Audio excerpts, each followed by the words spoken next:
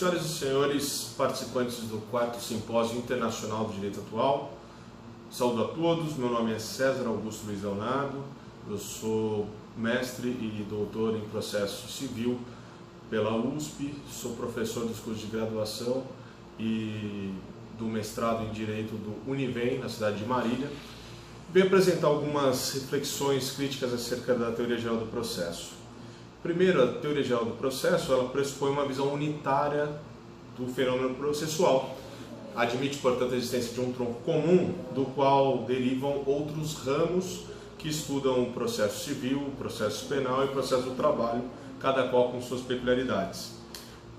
Esse estudo não é recente, não é novo, já Canelucci defendia isso em um primeiro momento, na sua doutrina.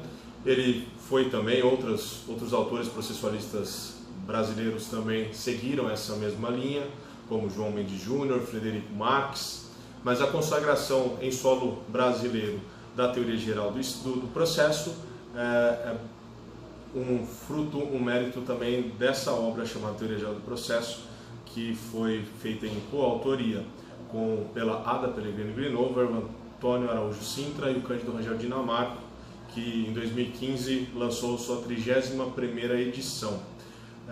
Conquanto muitos autores sigam essa ideia de teoria geral do processo, ela não é imune a críticas. E o próprio, por ironia do destino, o próprio prefaciador dessa primeira edição dessa obra referida, Luiz Eulalio Bueno Vidigal, veio posteriormente a criticar a teoria geral do processo. Não só ele, como outros processualistas, tais como Rogério Laureatucci, Jacinto Coutinho, dentre outros. Mais recentemente, em 2014, a polêmica parece ter sido reacendida após a publicação de um texto pelo processualista penal, professor Aurí Lopes Júnior, no site Consultor Jurídico, onde ele sustenta que a teoria geral do processo é danosa para a boa saúde do processo penal. E ele afirma que as principais distinções do processo penal, que devem ser levadas em consideração, são o princípio da necessidade. Ele faz críticas ao conceito de ação como autônomo e abstrato, faz críticas à teoria das condições da ação, fala que o conceito de revelia é absolutamente inadequado para o processo penal, dentre outras considerações.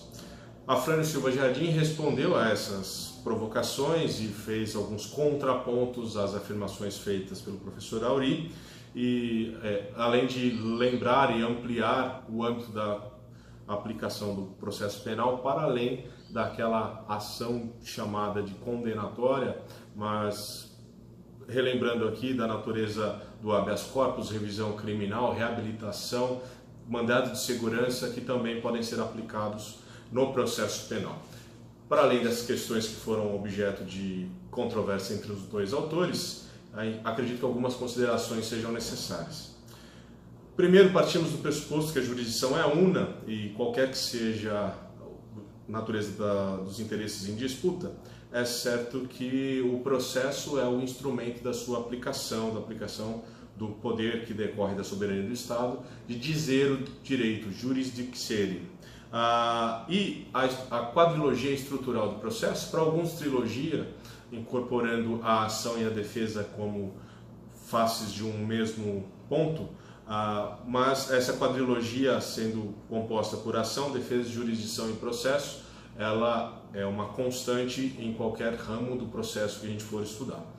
Além disso, existem outros institutos que também, da mesma maneira, são constantes nesse estudo: a existência de um conceito de procedimento, de prova, citação, sentença, coisa julgada.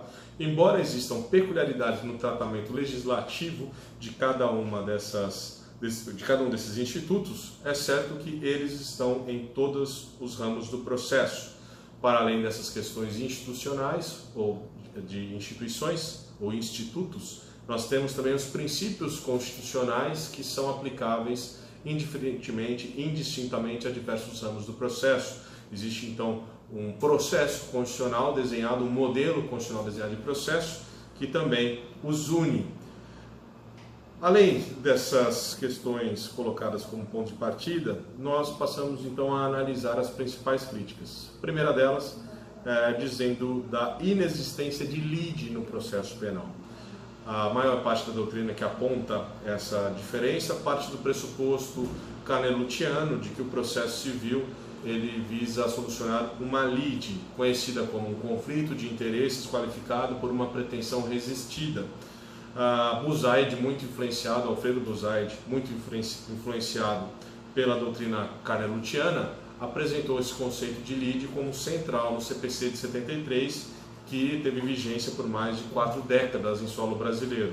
Todavia, além de sofrer críticas à época, tal concepção acabou naufragando no novo CPC, no atual Código de Processo Civil de 2015, que não mais apresenta esse conceito de lide como presente nos seus dispositivos. A crítica é que lide é um conceito sociológico e não um conceito jurídico, e que o objeto do processo não se presta a solucionar lides, mas a resolver a pretensão, o pedido, que é uma parcela daqueles fatos que são apresentados ao processo.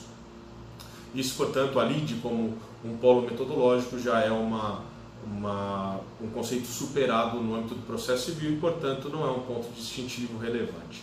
Outra crítica que se faz é que o processo penal tem a peculiaridade de lidar com o direito à liberdade indisponível, enquanto o processo civil se prestaria tutela a direitos de menor magnitude, tais como direitos patrimoniais e disponíveis.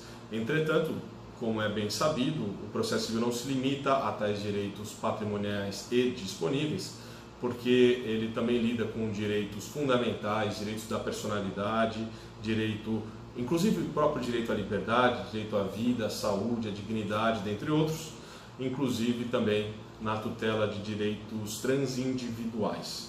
É certo, por outro lado, que o processo civil, mesmo quando discuta em seu bojo direitos disponíveis, ele tem finalidades que transcendem o interesse das partes em litígio, o que é classificado como escopo, como escopus da jurisdição, como Cândido Rangel Dinamarca coloca em sua obra A Instrumentalidade do Processo.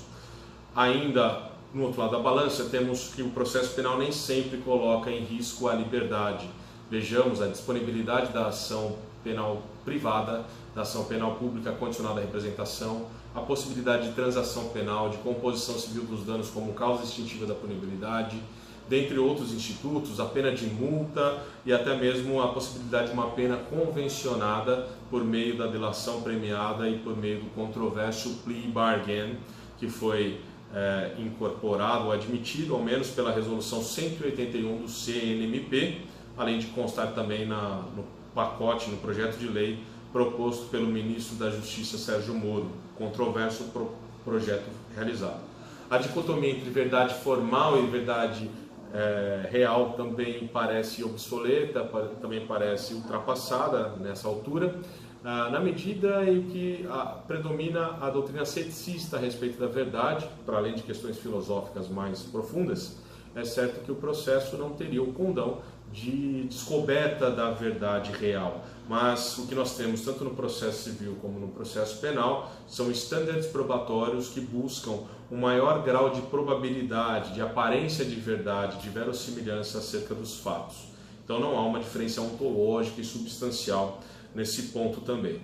Assim, nós concordamos com diversas críticas que se fazem a respeito da indevida importação de regras e institutos processuais civis ao processo penal, mas isso não infirma a existência de um núcleo essencial indistinto a todos os ramos do processo, e o mau uso da sua teoria não a torna inválida e nem a torna inexistente. Daí porque nós entendemos que, por exemplo, o conceito de revelia não está correto tratar o conceito de revelia como a presunção de veracidade.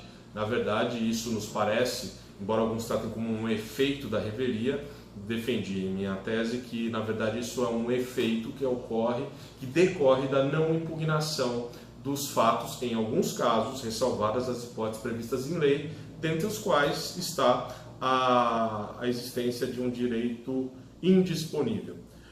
Por fim, também queremos destacar que pode ser proveitoso o diálogo entre o processo civil e o processo penal, com a aplicação de algumas regras que o novo CPC, por ter um caráter mais inovador, muitas vezes é mais garantista do que o próprio processo penal. Então, a aplicação do dever de fundamentação específica do 489 do CPC, a necessidade de observância do contraditório, mesmo nas questões cognoscíveis de ofício, vem em boa hora para o processo penal. É isso. Muito obrigado.